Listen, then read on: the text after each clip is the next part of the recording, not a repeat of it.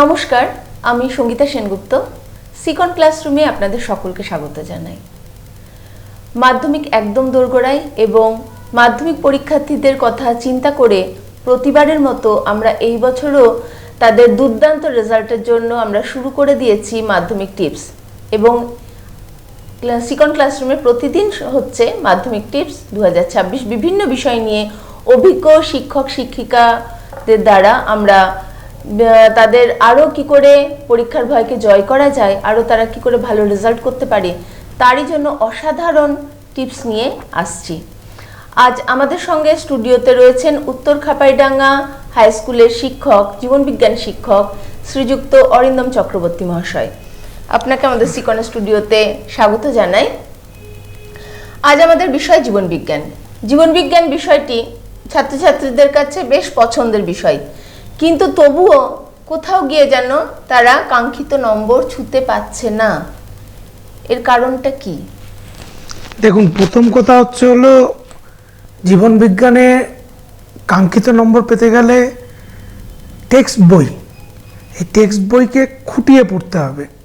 শুধু খুঁটিয়ে পড়লে হবে না, খুঁটিয়ে পড়ার সাথে সাথে বাস্তবের সাথে তার যে মেলবন্ধন সেটাকেও করতে হবে। আমাদের প্রত্যেকটা সাবজেক্টের পাশে একটা জিনিস খেয়াল করে দেখবেন, লেখা থাকে জীবনবিজ্ঞান ও পরিবেশ। হ্যাঁ, আমরা কিন্তু শুধু জীবনবিজ্ঞানটা পড়ি, পরিবেশটাকে কিন্তু চিন্তা করি না। একদম খুব গুরুত্বপূর্ণ। এবার এই জায়গাটাকে কিন্তু চিন্তা করতে হবে। প্রত্যেকটা সাবজেক্টের পড়ার একটা নির্দিষ্ট নিয়ম থাকে। অঙ্ক যেরকম প্র্যাকটিস, সেরকম জীবনবিজ্ঞানের ক্ষেত্রেও কিছু জিনিস আছে যেটা বুঝতে হবে। শুধু মুখস্থ করে বই খুঁটিয়ে পড়েছি মানে বইয়ের প্রত্যেকটা লাইন দাড়ি কমা সহ মুখস্থ করেছি, এটা দিয়ে কিন্তু জীবনবিজ্ঞান হবে না। আমাদেরকে সাবজেক্টটাকে বুঝতে হবে। যদি আমরা বুঝতে পারি তাহলেই আমরা কিন্তু ঠিক মতো উত্তর লিখতে পারবো। বুঝতে পারলে তাহলে পরিবেশটা কিন্তু ভীষণভাবে গুরুত্বপূর্ণ। একদম। ওরা তো জীবনবিজ্ঞানী ভালোভাবে পড়ে, কিন্তু পরিবেশটা আরো উন্নত করার জন্য হ্যাঁ, কি মানে উপায় আছে? বিষয়টা কেন বললাম, তার কারণ জীবনবিজ্ঞান জিনিসটা ডাইরেক্টলি পরিবেশের উপর নির্ভরশীল। কারণ আমরা হিউম্যান বিং, আমরা পরিবেশের সাথে ওতপ্রোতভাবে জড়িত। ফার্স্ট চ্যাপ্টার যেটা ওরা যে পড়ে, সেটা পরে অ্যাকচুয়াল কিন্তু যে উত্তেজনায় সাড়া দেওয়া বা এই সব বিষয়গুলো, হরমোন, উদ্ভিদের চলন, প্রাণীর গমন, সব কিছু কিন্তু পরিবেশের উপর নির্ভর করে। এবার আমি দেখছি অনেক জায়গাতেই দেখা যায় প্রশ্নটা যদি বইয়ের থেকে একটু আলাদা করে জেনারেলাইজড না, প্রশ্নটা যদি না করে মাধ্যমিকে যদি এরকম প্রশ্ন দেয় যে তুমি কি দেখেছো বা তোমার মতামত কি, প্রয়োগমূলক প্রশ্ন, তাহলে কিন্তু ছাত্ররা সেই প্রশ্নের উত্তর সঠিকভাবে লিখতে পারে না। কারণ তারা চিন্তাটা করে না। তারা বইয়ে যেটুকু লেখা আছে, বেশিরভাগ ক্ষেত্রে নোট বইয়ের উপরে নির্ভর করে স্টুডেন্টরা, এই জিনিসগুলো যখন করে সেই জায়গাটার প্রয়োগমূলক যে দক্ষতা, সেই জায়গাটার থেকে কিন্তু স্টুডেন্টরা একটু প্র্যাকটিস কম থাকে, তাই ওরা কিন্তু পরীক্ষার সময় এই জিনিসগুলো লিখতে পারে না। এই জায়গাটাকে আরো উন্নত করা, এটাকে উন্নত করবার জন্য এখন যেটা করতে হবে সেটা হচ্ছে হলো ভালোভাবে প্রত্যেকটা, দেখুন কোশ্চেন ব্যাংক বা টেস্ট পেপার বেরিয়ে গেছে। এখন তো নতুন করে জিনিস শেখার আর কিছু নেই। এখন হচ্ছে হলো যা শিখেছো সেটা প্র্যাকটিস। তারপরেও আমি বলবো যে একটু যদি উত্তর লেখাটা নিজেরা প্র্যাকটিস করে, কোশ্চেন ব্যাংক ধরে বা টেস্ট পেপার ধরে, প্রত্যেক স্কুলেই টেস্ট পেপার দেওয়া হয় গভর্নমেন্ট অফ ওয়েস্ট বেঙ্গল থেকে, ওরা পেয়েও গিয়েছে। সেই টেস্ট পেপার ধরে ধরে প্রশ্নের যে প্রাচুর্য, বিভিন্ন স্কুলের যে বিভিন্ন ধরনের প্রশ্ন, সেগুলোকে লেখা অভ্যাস করা এবং লিখে টিচারকে দিয়ে কারেকশন করানো, এটা মূল দরকার। আমি উত্তর লিখলাম, আমি স্যাটিসফাইড, কিন্তু সেই উত্তরটা কাঙ্ক্ষিত মানে পৌঁছালো কিনা সেটাকে তো দেখতে হবে না। সেটা তো টিচারকে দিয়ে, স্কুলের টিচার হোক, যেই সেই টিচারকে কাছে পাওয়া যাবে, অ্যাভেলেবিলিটি যার বেশি, সে তাকে দিয়ে জিনিসটাকে দেখিয়ে নিয়ে যে হ্যাঁ আমার উত্তরটা এবার ঠিক হচ্ছে কিনা। কারণ প্রয়োগমূলক প্রশ্নের উত্তর কিন্তু স্টুডেন্টরা ভুল করবেই, কারণ ওদের ওই লেখার অভ্যাসটা নেই। আচ্ছা, একটু চ্যাপ্টারগুলো থেকে একটু প্রয়োগমূলক প্রশ্ন কি আসতে পারে, যেরকম যদি ওদের সুবিধার্থে কয়েকটা উদাহরণ যেরকম মানে ভালো স্টুডেন্টদের এগুলো খুব একটা প্রবলেম হয় না। মিডিওকর মানে দেখুন, স্টুডেন্টের ভাগ হয় না, যারা পড়াশোনা ভালো করে তারা ভালো রেজাল্ট করে, যারা পড়াশোনা কম করে তারা একটু পিছায় পড়ে। তো সেই জায়গা ধরে বলছি, যাদের একটু মানে এখনো পুরোপুরিভাবে তৈরি হয়নি, আর একটু নার্চারের দরকার আছে, তাদেরকে আমি বলবো যে ধরো লাস্ট চ্যাপ্টার যেটা ওদের, সেই চ্যাপ্টার থেকে কিন্তু অনেক প্রশ্ন থাকে। 2টা 5 নম্বরের প্রশ্ন থাকে, 5টা 2 নম্বরের প্রশ্ন থাকে, এছাড়া অবজেক্টিভও এখান থেকে বেশি পরিমাণে থাকে অন্যান্য চ্যাপ্টারের তুলনায়। তো সেই জায়গাটায় যদি ওদের ভালো করে লিখতে হয়, তাহলে যেরকম একটা প্রশ্ন ধরুন, সুন্দরবনের সমস্যা ওরা পড়ে, একদম সুন্দরবনের সমস্যা ওরা পড়ে, সুন্দরবনের সমস্যার প্রভাবটা কি মানব জীবনে, এইটা কিন্তু টেক্সট বইয়ে অতটা ডিটেলসে নাও বলা থাকতে পারে। বিভিন্ন টেক্সট বই বিভিন্ন স্কুলে পড়ানো হয়, সব বইয়ে সব জিনিস সমানভাবে লেখা থাকে না। এই জায়গাগুলোকে কিভাবে লিখতে হবে সেটা নিজেদেরকে একটু কল্পনা করতে হবে। দেখুন, আলটিমেটলি পরীক্ষায় কিছু প্রশ্ন থাকে যেটা 100 এবং 80 ডিফারেন্সটাকে তৈরি করে, এবং এটা উচিত, এটা উচিত সত্যি। যে পড়াশোনা করেছে সে সব লিখতে পারবে, তখনই পারবে যে সব পড়াশোনা করে এসেছে। তো এই জায়গাটাকে ইয়ে করতে গেলে নিজের একটু ভাবতে হবে। চারপাশে আমরা যখন যাতায়াত করি, আমরা সব জিনিস দেখি, ওখান থেকে আমরা কতটা শিখলাম সেটাও তো পরীক্ষায় একটু মাস্টারমশাইরা দেখে। এইখানেই পরিবেশ, হ্যাঁ, এই পরিবেশের সঙ্গে জীবন বিজ্ঞানে যে সাহায্য মাস্টারমশাই শুরু করলেন, এখানে কিন্তু তার কানেকশনটা হয়ে গেল, তোমরা বুঝতে পারছো। আরেকটা জিনিস এখানে বলি, যেরকম আরেকটা জিনিস থাকে ওদের মাইন্ড ম্যাপিং। বেশিরভাগ স্কুলে আমি জানি না, মাইন্ড ম্যাপিং হয়তো করানো হয়, কিন্তু মাইন্ড ম্যাপিংটা একদম ওই স্টুডেন্ট কতটা পারে, স্টুডেন্ট কতটা শিখেছে তার উপরে নির্ভরশীল। এবার মাইন্ড ম্যাপিং করাটা সম্পূর্ণ নিজের। আচ্ছা, প্রত্যেকটা স্টুডেন্টের আইকিউ তো সমান হয় না, অনেকে এফোর্ট দিচ্ছে, তাদের নেওয়ার ক্ষমতা অতটা নেই, তাদের ক্ষেত্রে কিভাবে আলাদা? দেখুন, মাইন্ড ম্যাপিং যে জিনিসটা মাধ্যমিকেও বিগত 2-3 বছরে মাইন্ড ম্যাপিং এসছে, সেক্ষেত্রে আইকিউ এর ব্যাপারটা অতটা না। আমাকে দেখতে হবে ম্যাপিং মানে সিম্পল। আমি একটা সোজা উদাহরণ দিই, আমি বাড়ির থেকে বেরিয়ে স্কুলে যাব, আমার 4খানা রাস্তা আছে, আমি 4টা রাস্তায় চিনি। 4টা রাস্তা দিয়ে গেলে কোন জায়গাটায় আমি স্কুলে পৌঁছাবো, মানে 4টা রাস্তাকে কোলাবোরেশন করে একটা ডিজাইন করাটাই কিন্তু মাইন্ড ম্যাপিং। সেরকম ওদের ধরুন, এই যে বললো সুন্দরবনের সমস্যাগুলি মানব জীবনে কি কি প্রবলেমের সৃষ্টি করছে, তাহলে প্রথমে সুন্দরবনের সমস্যাগুলো কি আমি চিন্তা করলাম, মানুষের কি কি সমস্যা হতে পারে সেটা চিন্তা করলাম। এবার এটাকে যদি আমি পাশাপাশি সাজায় লিখি এবং সুন্দরভাবে সেটাকে কানেক্টেড করে দিই, তাহলেই সেটা মাইন্ড ম্যাপিং।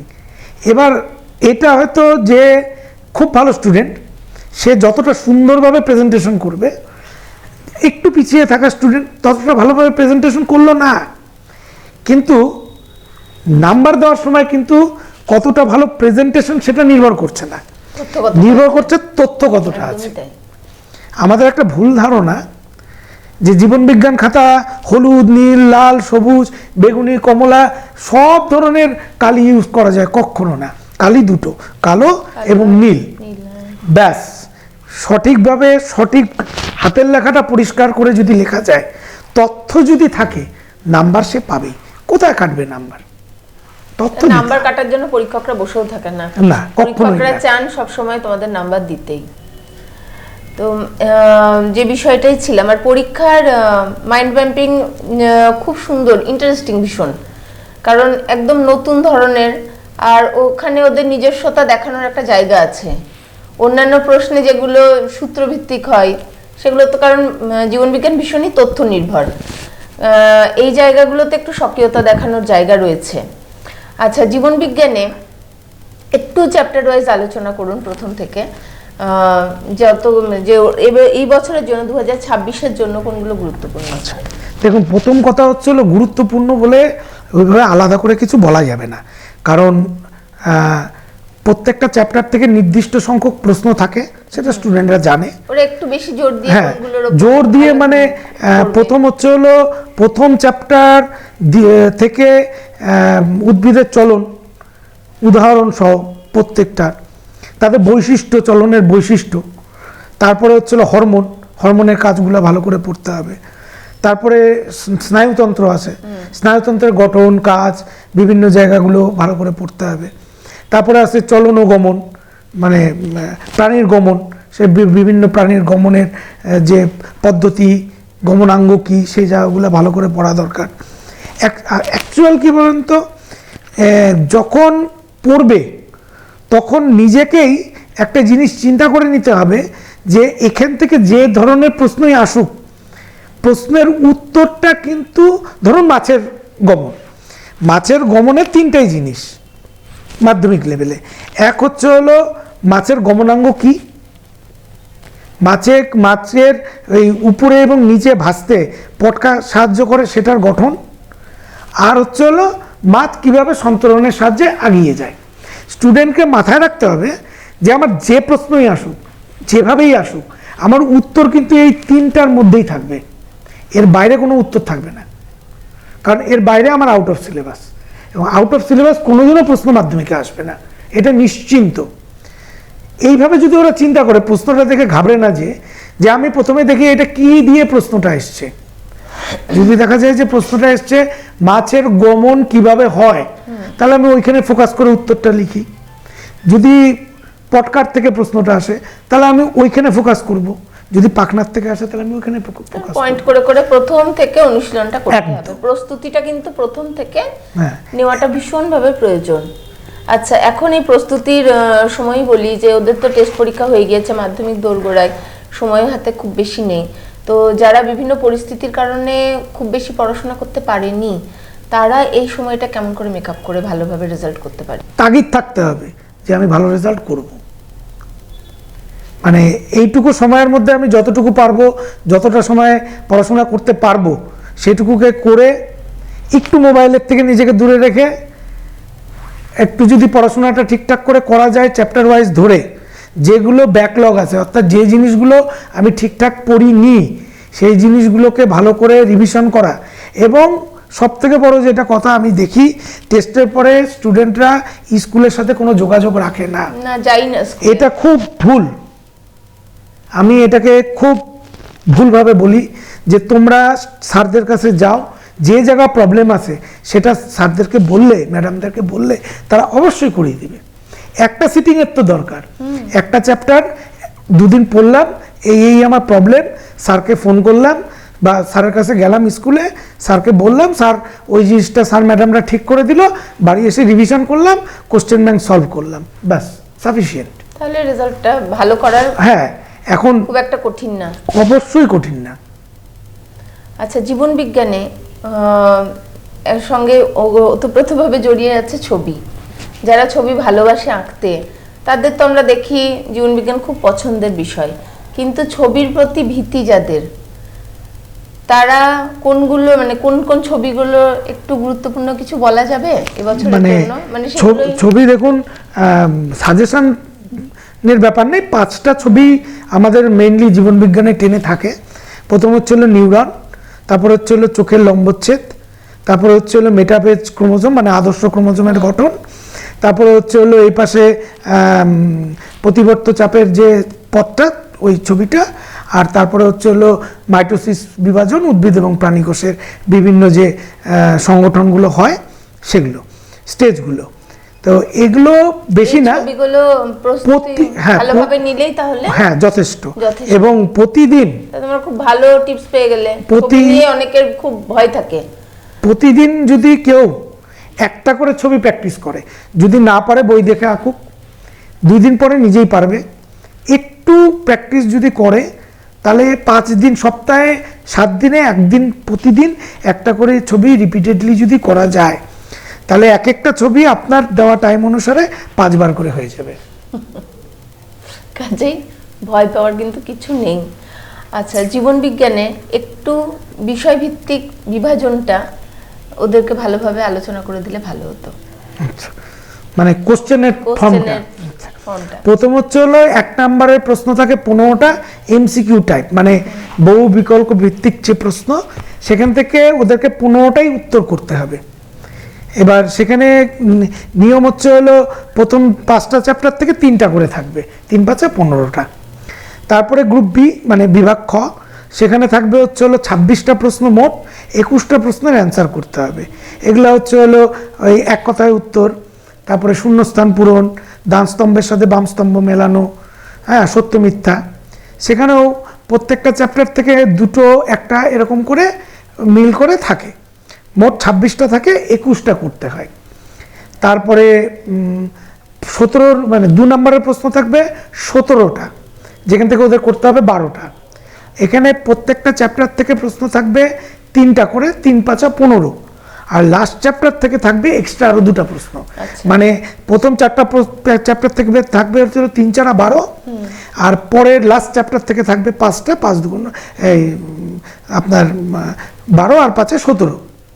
এখান থেকে ওদের 12টা অ্যান্সার করতে হবে। আর বড় প্রশ্ন যেগুলো, বড় প্রশ্ন মানে 5 নাম্বার ভাগ থাকে, ডাইরেক্ট 5-এরও থাকে। সেখানে প্রত্যেক চ্যাপ্টার প্রথমে একটা ছবি থাকবে, সেটা অর থাকে 2টা ছবি, যে কোনো একটা আঁকতে হয়।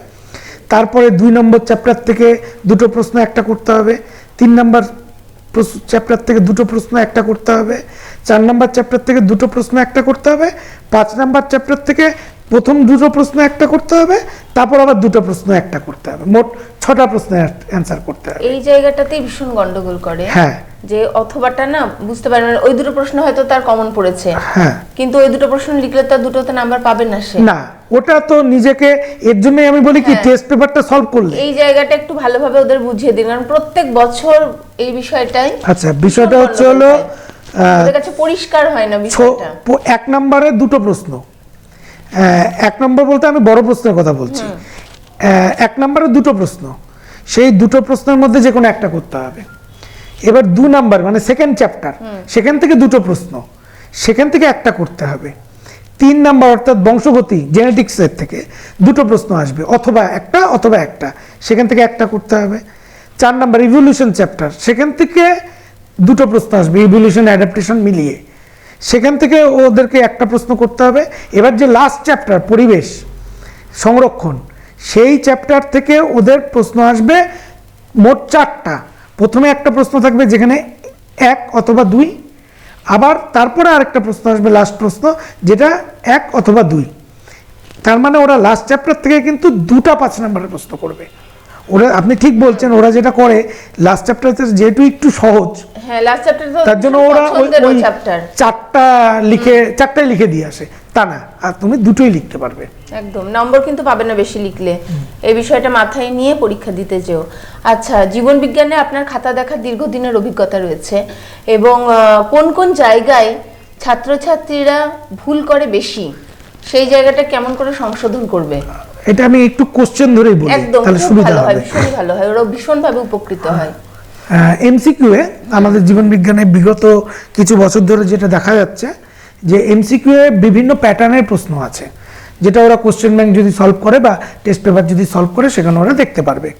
সেখানে ওদেরকে আগে প্রশ্নটাকে আইডেন্টিফাই করতে হবে যে আমাকে কি করতে বলা হয়েছে। যেরকম একটা উদাহরণ বলি আপনাকে, যে প্রশ্ন আসলো সঠিক তথ্য কোনটি, নিম্নলিখিত 4টি তথ্যের মধ্যে সঠিক তথ্য কোনটি। তাহলে 4টা তথ্য এক জায়গার থেকে হবে এরকম নাও হতে পারে, 4টা জায়গার থেকে তথ্য দেওয়া থাকতে পারে। সেখান থেকে ওকে কিন্তু সঠিক তথ্যটা ঠিক করে বার করতে হবে। আবার এটাই উল্টে দিন, নিচের 4টির মধ্যে কোনটি সঠিক তথ্য নয়। আবার এরকম আছে কোন জোটটি সঠিক, জোর করে দিল 4খানা। আবার এটাই উল্টে দিতে পারে কোন জোটটি সঠিক নয় বা কোন জোটটি সঠিক। তারপরে এরকম ভাবে ওরা জানে, ওরা নিশ্চয়ই টেস্ট পেপার সলভ করলেও বুঝবে। এই জায়গাগুলো ওদেরকে একটু মাথা ঠান্ডা রেখে করতে হবে। আমার যেটুকু এক্সপিরিয়েন্স সেটা বলে ছাত্ররা তাড়াহুড়াটা বড্ড বেশি করে, এবং প্রথম 15 মিনিট যেটা প্রশ্ন পড়ার জন্য, বোর্ড কিন্তু প্রথম 15 মিনিট প্রশ্ন পড়তে এমনি এমনি দেয়নি। বোর্ডের লোকরা কিন্তু ছাত্রদের সুবিধার জন্য দিয়েছে যে প্রথম 15 মিনিট অবজেক্টিভ টাইপ যে প্রশ্ন, সেগুলোকে ভালো করে বুঝে প্রশ্নটাকে চিন্তা করে নিয়ে উত্তরগুলো মাথায় নিয়ে নাও। তারপরে তুমি লেখা শুরু করো। এই জিনিসটা যদি এই প্রথম 15 মিনিট যদি ওরা পরীক্ষা হলে কথা না বলে, প্রশ্ন নিয়ে চিন্তা না করে প্রশ্নগুলো ভালো করে পড়ে নেয় না, তাহলে কিন্তু উত্তর ওরা নিশ্চয়ই লিখতে পারবে। এটা বিভ্রান্ত হবে না। অনেক সময় এই যে মানে জোরগুলোতে দেখা যায় কাছাকাছি থাকে, এবং কাছাকাছি থাকার জন্য কোনটা সঠিক বুঝতে পারে না, যে ওইখানে খুব সূক্ষ্ম পার্থক্যটার জন্যই ভুল গন্ডগোলটা হয়ে যায়। এবার ধরুন এই যে 2 নম্বরের প্রশ্ন, পার্থক্য যেগুলো আসে সেগুলো কিন্তু পয়েন্ট বেসিসে আসে, অর্থাৎ মাইটোসিস মিওসিসের পার্থক্য সেখানে বলে দেওয়া থাকে কোন পয়েন্টের উপরে ওরা পার্থক্যটা লিখবে। আমি স্টুডেন্টদের দেখি যে ওরা বইয়ের থেকে পড়ে আসছে, না বুঝে সব পার্থক্য লিখেছে, দরকার নেই, যে পয়েন্টে বলেছে সেই পয়েন্টেই পার্থক্য লিখবে, তাহলেই ফুল মার্কস পাবে। ব্যাখ্যামূলক প্রশ্নের উত্তর লেখা তার জন্য নম্বর কমে যায়, এটা আমাদের সম্পূর্ণ ভুল ধারণা। ব্যাখ্যামূলক প্রশ্ন মানে হলো তুমি যতটা জানো ততটা লেখো। তোমার কাছে যদি চায় মেন্ডেলের সাফল্য লাগবে কারণ কি, এখানে তো গল্প লেখা যায়, সাপোজ সেখানে এটাও একটা ব্যাখ্যামূলক প্রশ্ন, কারণ এটা ওপেন এন্ডেড কোশ্চেন। কারণ ছাত্রছাত্রীদের এখন প্রবণতা হয়েছে যেগুলো বিশ্লেষণ ধর্মী 2+3 থাকছে, সেই প্রশ্নগুলো কিন্তু অ্যাটেন্ড করে বেশি। ব্যাখ্যামূলক প্রশ্ন উত্তর নির্বাচন করার সংখ্যাটা কমে গেছে, সেই প্রশ্ন নির্বাচন কমে গেছে, এটা ভুল ধারণা। এটা ওদের মধ্যে ধারণা, বদ্ধমূল ধারণা, যে পাঁচে যতই ভালো লিখি না কেন আমি হয়তো কখনো না পুরো নম্বর পাবো না। তাহলে এই ধারণা কিন্তু একদমই ভেঙে দেওয়া হলো আজকের ক্লাসে। তোমরা যদি সঠিকভাবে লেখো 5-এ 5 কিন্তু অবধারিত পাবে তোমরা, সেই কথাই স্যার তোমাদের বলবেন। যেরকম একটা উদাহরণ দিয়ে বলি, ওদের অযৌন জনন আছে জনন চ্যাপ্টারে, সেকেন্ড চ্যাপ্টারে, সেখানে ওদের মানে সিলেবাসই 5 ধরনের আছে, ওরা জানে। তো প্রশ্ন যদি আসে বিভিন্ন প্রকার অযৌন জনন সম্পর্কে লিখো 5 নাম্বার। 5 নাম্বারের জন্য এক একটা, যেহেতু 5টা পদ্ধতি, প্রত্যেকটা নাম এবং উদাহরণের জন্য 1 নাম্বার। সুতরাং এটা ব্যাখ্যা করা কি করে, তুমি যাই করো, তুমি যদি 5টা নাম ঠিকঠাক লেখো, প্রকার 5টা উদাহরণ ঠিকঠাক লেখো, এবং কিভাবে হয় 5টা ঠিকঠাক লেখো, তুমি 5 নাম্বারই পাবে। এখানে একটা কথা বলে রাখি, এখানে তো একদম পয়েন্ট ওয়াইজ হয়ে যাচ্ছে। তাহলে ছাত্ররা একটা জায়গা ভুল করে, খাতা দেখার সময় আমরা দেখি যে ভালো স্টুডেন্ট যারা না, তারা মনে করে জীবন বিজ্ঞানে প্রচুর ছবি আঁকতে হয়। ছবি অবশ্যই আঁকতে হয়, যেখানে প্রশ্নে বলে দেওয়া থাকে চিত্রের প্রয়োজন নেই, লাস্ট 10 মিনিটের ঘন্টা পড়লো 15 মিনিটে, বাকি তখন ছবিটা আঁকতে গেল, এটাই হয় বেশিরভাগ ক্ষেত্রে। এটা না করে ছবিটা তোমরা পারলে প্রথমেই করে নাও, ছবিটা প্রথমেই করে নাও, একদম প্রথমেই ছবিটা করে নাও, এমসিকিউ অ্যাটেন্ড কোনো ব্যাপার নেই। আচ্ছা, ছবিটা সুন্দরভাবে হয়ে যাক প্রথম পাতাতে, এটা আমি আমার স্কুলের ছাত্রদের বলি। কারণ ছবির একটা কি, খাতাটা তো প্যাকিং হয়, এবার ছবি আমরা আঁকি কিসে, ছবি আমরা আঁকি হচ্ছিল পেন্সিলে। এবার অনেকে না জেল পেন দিয়ে পরীক্ষা দেয়, বা একটু কম দামি পেন দিয়ে পরীক্ষা দেয়, স্বাভাবিক, এগুলো হতেই পারে। তখন না এই চাপের চোটে এই পাশে যে লেখাটা আছে ওটা এর উপরে, এটা কিন্তু খুব ভালো টিপস পেলে তোমরা। তার ফলে কি হয়, অনেক সময় দেখা যায় যে দেখতে কেমন লাগছে, নাম্বার কাটবে না, কিন্তু প্রেজেন্টেশনের ব্যাপারটা। তাই প্রথমে যদি ও করে নেয়, এই খাতা শুরু, এই পেজে কিচ্ছু নেই, এই পেজে ও ছবিটা এঁকে নিল, তার পিছন পেজ থেকে ও যা লিখে লিখুক না, ওই ছবির উপরে কিচ্ছু যাবে না। কিন্তু ছবির লেভেলিং, আচ্ছা ছবিটা যে আঁকলো তার পেছনের পৃষ্ঠায় কি লিখবে? হ্যাঁ, কোনো অসুবিধা নেই, ওটার উঠবে না, না কোনো কিচ্ছু হবে না। শুধু মানে অনেক সময় দেখা যায় কি ওরা ছবি আঁকলো পেছনের জায়গাটা ফাঁকাই রেখে দেয়, আবার নিচ থেকে লেখা শুরু করে। সেটাও করতে পারে, অসুবিধা নেই। কিন্তু ছবি আঁকার সময় লেভেলিং এবং কিসের ছবি আঁকছি, পয়েন্ট আউট করাটা, আমি নিউরনের ছবি এসে নিচে কিছু দিলাম না, এটা একটা মানে নম্বর কাটা যাবে না, কিন্তু জিনিসটা ঠিক না। তার জন্য লিখে দেওয়া, লেভেলিং পেন্সিলে করা, ছবি পেন্সিলে আঁকা, এটা অবশ্যই মেনটেন করতে হবে। তোমরা ভীষণই গুরুত্বপূর্ণ টিপস পেয়ে যাচ্ছ। আচ্ছা, আর ওদেরকে আরো ভালো রেজাল্ট করার জন্য কি উপায় অবলম্বন করতে বলবেন? এখন উপায় একটাই, পড়াশোনা রিভিশনটা ভালো করে করা এবং যতটা পড়া ততটা লেখা। কারণ কোন বিষয়, কোন চ্যাপ্টারগুলো একটু কঠিন, যেগুলো বেশি করে ওদের পড়তে হবে? বেশি করে পড়তে হবে প্রথম চ্যাপ্টার, একটু কঠিন, জেনেটিক্স চ্যাপ্টারটা একটু কঠিন, বোঝার জন্য কঠিন, বুঝলে খুবই সহজ। মেন্ডেলের যে সংকরায়ন পরীক্ষাগুলো আছে মটর গাছ এবং প্রাণীদের ক্ষেত্রে, সেগুলোকে প্র্যাকটিস করা। জেনেটিক্সের যে রোগগুলো আছে, যেরকম বংশগত যে রোগগুলো আছে, হিমোফিলিয়া, থ্যালাসেমিয়া, সেগুলোর থেকে কিছু একটু অঙ্ক টাইপের আসে। অঙ্ক বলতে কিছু প্রবলেম টাইপের আসে, বাবা মার দিয়ে ছেলেদের দিয়ে একটু জেনেটিক্যালি প্রবলেম সেট করা থাকে, সেগুলো একটু প্র্যাকটিস করার সাথে সাথে এইটা করা, মানে লেখাটা, অর্থাৎ আমি যেটা পড়লাম সেটা আমি সঠিকভাবে খাতায় লিখতে পারছি কিনা সেটা অভ্যাস করতে হবে। একবারে ডাইরেক্ট পরীক্ষায় বসাটা একটু মনে হয় লেখার সময় প্রবলেম হবে। আসলে মাধ্যমিক পরীক্ষার সময় তো একটু প্রবলেম সবার, ওটা মেন্টালি থাকে। বাইরে গিয়ে পরীক্ষা দেওয়া একটা অন্যরকম পরিবেশ, একটু ভয় কাজ করে, কিন্তু প্রস্তুতি যদি সঠিক নেওয়া থাকে তাহলে কোনো ভয়ই তোমাকে কাবু করতে পারবে না। এবং আশা করি সমস্ত বিষয় নিয়ে আপনি আলোচনা করতে পেরেছেন। তো অজস্র ধন্যবাদ জানাই স্যারকে। এবং তোমাদের জীবন বিজ্ঞান নিয়ে আশা করি কোনো ভীতির উদ্রেক হবে না। তোমরা সুন্দরভাবে সামগ্রিক, কারণ পাঠ্য বই পড়ার বিকল্প কোনো কিছু নেই, বইটা খুঁটিয়ে পড়ো এবং যতটা সময় হাতে পাচ্ছ ফাঁকি না দিয়ে পড়াশোনার পিছনে একদম পরিপূর্ণভাবে নিয়োজিত থাকো, রেজাল্ট তোমরা পাবেই। আর তোমাদের পরীক্ষা খুব ভালো হবে। সিকন ক্লাসরুম তোমাদের সঙ্গে সব সময় রয়েছে, প্রত্যেকটা বিষয় নিয়ে আমরা আসছি এবং এই বিষয়ে অভিজ্ঞ শিক্ষক শিক্ষিকারা তোমাদের নানান রকম টিপস দিয়ে সহযোগিতা করছেন। তোমরা খুব ভালো আজকে চমৎকার জীবন বিজ্ঞানের টিপস পেয়ে গেলে, যেখানে ছাত্রছাত্রীরা ভুল করে ছোট ছোট জিনিসগুলোতে, সেগুলো সমাধানের চেষ্টা করলেন স্যার। এবং আর যেটুকু সময় আছে শরীর সুস্থ রেখো, মন ভালো রেখো, খুব ভালো থেকো। আর এরপর আবার অন্য কোনো বিষয় নিয়ে চলে আসবো তোমাদের সঙ্গে। এখন আপাতত টাটা, খুব ভালো হোক পরীক্ষা। সকলকে সিকনের পরিবারের পক্ষ থেকে অজস্র শুভেচ্ছা। আজ এখানেই শেষ করছি। সকলে খুব ভালো থেকো, ধন্যবাদ।